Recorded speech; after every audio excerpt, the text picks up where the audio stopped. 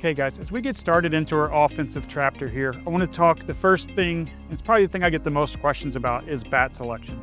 So one of the things that I want you to think about when you're buying bats for your young player is, first, don't ever buy a bat that you want them to grow into. Anytime that you get a bat that is too heavy for them, it's going to create a lot of swing flaws and different issues that we have to fight for years that maybe create habits that we just really can't resolve. So always buy a bat for them their year. And I want to talk a little bit specifically about what the bats are and what they do. You're going to see 3 different markings on the bat, and they're going to be in this area here just above the grip. The first one you're going to see is a USA stamp, and that's going to be used for like Little League, the official Little League baseball organizations, and other specific rule sets around the country. So you want to make sure that you know what rule set you're playing in when you buy that bat. The USA standard is the most safety conscious bat. It's very trimmed down where it doesn't have a lot of rebound effect, and it's a very safe bat, but they're very cheaply made. And if you're playing on high level travel ball, the bats will not perform as good as U-trip bats or other things of that nature. So the next stamp you're going to see is what's called the USSA stamp or U-trip stamp. Kind of looks like a thumbprint, and most people that are playing tournament or travel ball, this is the stamp that you'll use for kids that are 8 through 14 years old. And this stamp will be on all bats, and it's required to be on all bats as you play throughout regulation tournaments throughout the country. The last stamp you'll see is called a BB Core stamp, and you'll see this stamp on when kids get 13, 14 and into high school. This is a bat that's rated for high school and professional college type players. It performs more like wood bats. It kind of neutralizes the playing field of the hot U-trip style bats that kids are using at 10, 11, 12 years old.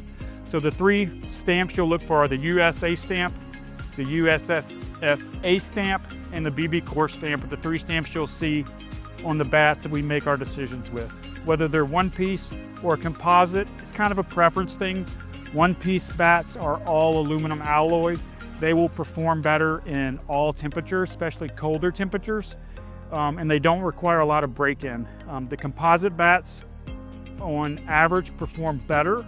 They're going to have more bounce, more recoil, and hit the ball harder with the same swing, but they have a little bit of a break-in process. They are prone to breaking more, and they will also not perform as well in cold weather. So there's some plus and minuses to all the bats. So look and do your research on what bat is the best situation for you based on where you play. In terms of size and length, there's some old stories where if the kid can hold the bat out to their arm for 30 seconds, that bat's the right weight. But I always want you to think of a bat and how much bat speed can we generate. I want the kid to be able to swing as hard as they can with a bat that they can control. So lighter is better in my opinion, and shorter is better. In a drop 10 is a term you'll hear. So if a bat's 28 inches long and it's a drop 10, it will weigh 18 ounces. So that kids that are 7, 8, 9 years old, a 28, 29 inch bat will be more than enough. When kids get 11, 12, 13, 30, 31, 32s will be sufficient. As kids get into high school, 31, 32, 33, sometimes the biggest kids will swing at 34. When I finished my collegiate career, I was 5'11", 185 pounds. I was swinging a 32-inch drop 3, but I don't think you need more bat than that. Tony Gwynn swung at 32. John Carlos Stanton swings at 34. So it's just kind of based on your swing speed and dynamic of what kind of bat you should use and when you should use it. So just do your homework on this.